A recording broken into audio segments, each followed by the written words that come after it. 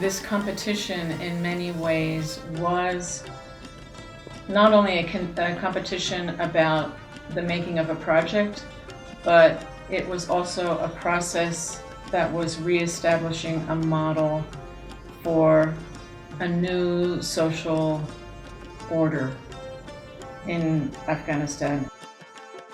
One of the things I think that was incredibly important about this project being a competition and not just something in which UNESCO decided to hire an architect to complete a project was the extraordinary model that the UNESCO staff established in putting this competition together.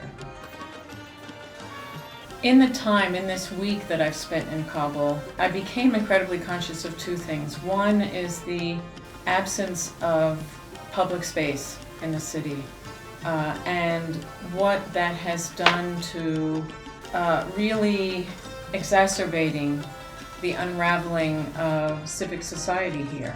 It has made me appreciate, in a way that I never have before, the importance of public space to civic society.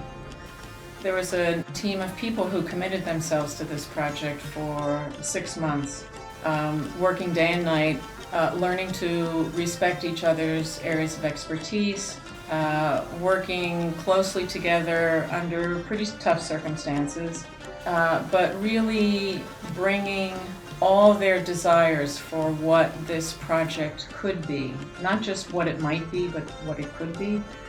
And through that, establishing a community of people that were completely invested in a project. They, in doing that, created a small society that I think was an extraordinary model for how the threads of civic society in Afghanistan and Kabul might be woven back together, perhaps one project at a time.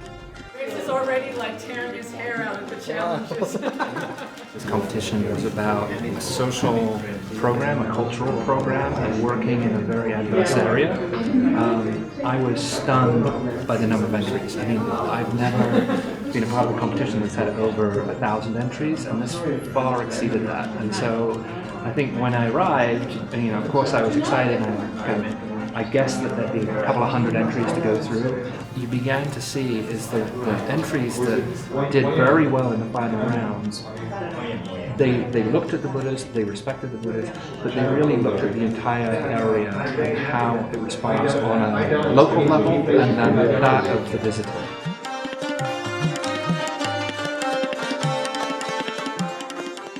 I love Afghanistan. I mean, it's a beautiful country, and I think for a lot of people, there's a lot of misinformation, and so people assume that it's going to be, a tough environment, a conflict environment.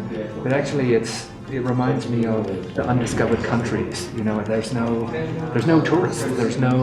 So really, the people that are here from outside are adventurers. They're the ones who are saying yes, I understand the risk, but it's worth it based on the thousands of years of history that you come and see.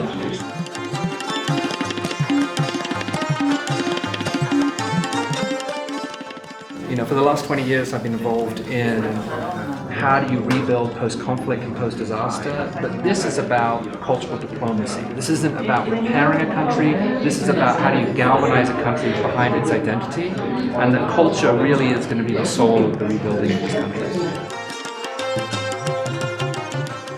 I noticed that there in the documents there was also a possible visit to Bamiyan, and I thought I must go there.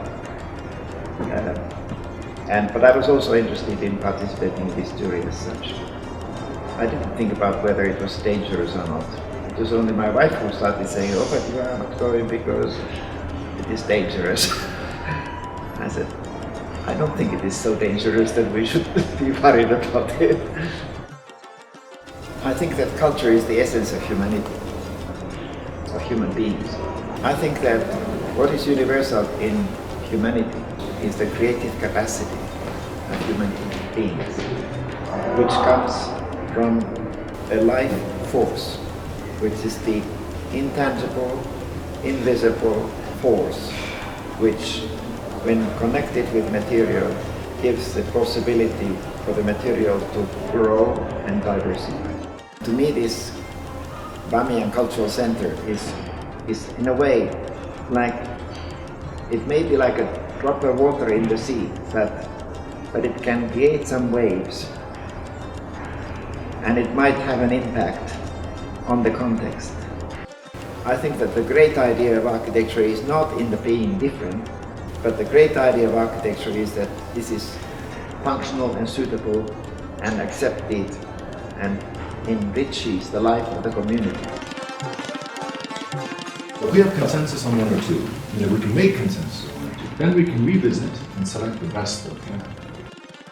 We are choosing the best, feasible, sustainable, buildable. There are certain challenges is needed, but I'm sure that we will succeed in creating really nice space for the Bamiyan people. Yes, that's a yes. Argentina.